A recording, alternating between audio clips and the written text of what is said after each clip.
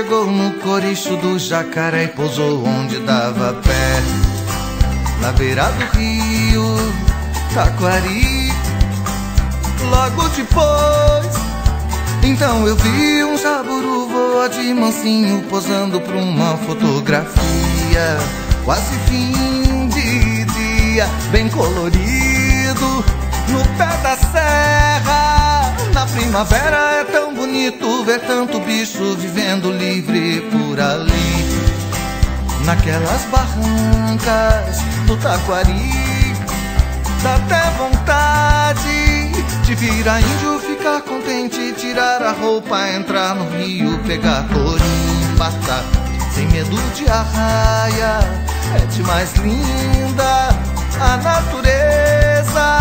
Que não me traia, seja legal como meus amigos, minha mulher e meu filho novo. Este sim terá um grande gozo se preservarmos o Pantanal. Pantanal do Jaburu, do Tuiuiu. Pantanal do bugio, da onça e do jaú.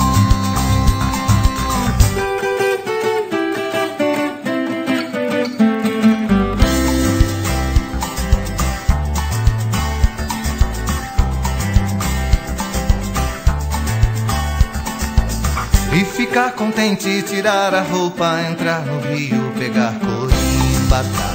Sem medo de arraia, é demais linda a natureza.